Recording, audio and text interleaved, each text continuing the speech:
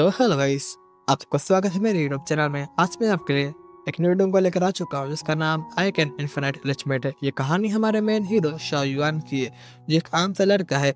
उसने एक दिन एक सेट कंपटीशन में हिस्सा लिया, उस कंपटीशन को जीत लिया। जिसके बाद वहाँ पर कुछ और एल्टर्स आ गए और बोला कि तुम हमारे जैसे बल बन सकते हो, लेकिन उसने एक अलग एम्परर को चुना और उसके साथ चला गया। अब वो एम्परर उसकी मदद करने वाला है कल्टीवेशन में। उस एम्पायर के साथ उसके पास एक अलग सा एलिचमेंट सिस्टम भी है, और सिस्टम जैसे ही कोई भी टास्क शाओयान पूरा करता है उसे एक रिवार्ड देता है। अब हमें देखना यह है कि शाओयान अपने आप को कैसे इम्प्रूव करता है। और दूसरी तरफ बहुत सारी अलग दुनिया में बहुत ज़्यादा ही खतरा आने वाला है, जिससे शाओयान ही हमें बचा सकता है और कोई नहीं। अब हमें देखना यह है कि शाओयान अपने आप को कितना पावरफुल बनाता है और उस खतरे को कैसे ख़त्म करता है।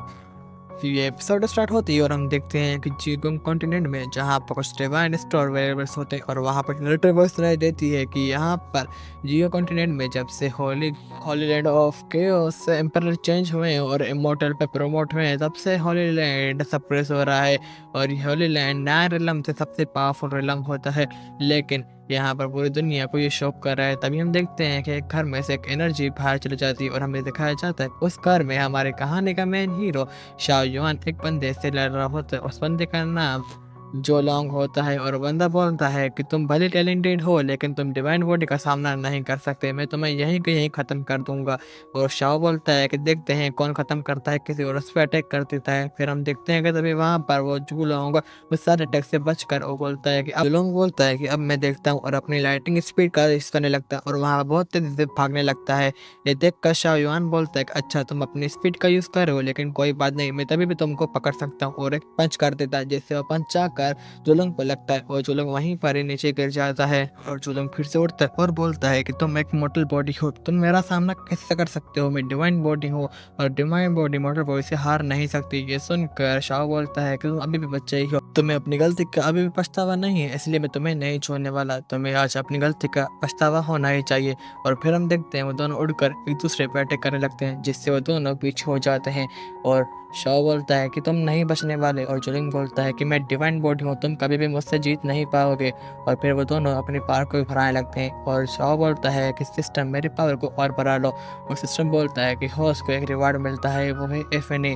और दोनों जाकर एक दूसरे को अटैक करते हैं, जिससे वहाँ पर एक बहुत बड़ा ब्लास्ट होता है। यहाँ से शिफ्ट होता है और हम देखते हैं कि होली लैंड की उसमें, जहाँ पर शाओ युआन आ जाता है और वहाँ पर आकर सिस्टम से बोलता है कि होस्ट को एक और रिवार्ड मिलता है और उसको मिलता है एक एफएनए। वहाँ पर शाओ युआन बोलता है कि मैं फाइनली यहाँ पर पहुँच चुका हूँ। तभी वहाँ पर कुछ एल्डर्स आ जाते हैं सामने और बोलते हैं कि यहाँ पर जो भी स्टूडेंट्स आए हैं उन सबका वेलकम, मैं यहाँ पर एल्डर हूँ और आप सबका यहाँ पर टेस्ट होने वाला है, जो भी यहाँ पर टेस्ट में पास करेगा वो इस सेक्ट में आ सकता है। और ये सब सुनकर स्टूडेंट थोड़ा शौक होते हैं और बोलते हैं कि लेकिन ठीक है कोई बात नहीं। तभी वहाँ पर वो एल्डर बोलता है कि आज का आपका टेस्ट ये है कि आपको इस बेल को हिलाना है। और तभी वहाँ पर आसमान से एक बहुत पावरफुल बेल आके नीचे पिसने लगती है। ये देखकर सब स्टूडेंट शौक होते हैं और बोलते हैं ये तो एम्परर का लेजेंडरी वेपन है, जो बहुत मुश्किल है। तभी वहाँ पर एक बंदा आता है और बोलता है कि मैं इस बेल को बजाने वाला हूँ। ये सुनकर एल्डर बोलता है कि लगता है ये बहुत कॉन्फिडेंस है, ये बजा देगा। लेकिन तभी हम देखते हैं कि वो जैसे ही उस पंच करता है बेल पर, वो बेल बिल्कुल नहीं बजती है। देखकर वो बंदा बहुत गुस्से में आ जाता है और बहुत बारे पंच करने लगता है, लेकिन इससे भी कुछ नहीं होता। ये देखकर एम्परर बोलता है कि लगता है मैं गलत था, और उसको बोलता है कि चला जाओ यहाँ से। और धीरे धीरे बहुत सारे मेंबर्स आकर उस सारे बेल पर अपना ट्राई करते हैं और उसे बचाने की कोशिश करते हैं, लेकिन कुछ नहीं होता। तभी वहाँ पर एक और बंदा आता है जो आउटर डेसिबल होता है। ये देखकर एम्परर बोलता है कि तुम बाहर से आए हो, ये हमारे डेसिबल्स नहीं हो, तुम यहाँ पर क्या कर रहे हो। और वो बंदा बोलता है कि मैं यहाँ पर टेस्ट करने आया था, लेकिन कोई बात नहीं, लेकिन आप मुझे पता हो कि ये बेल लगातार कितनी बार बजी है, जो ज़्यादा से ज़्यादा बजी हो।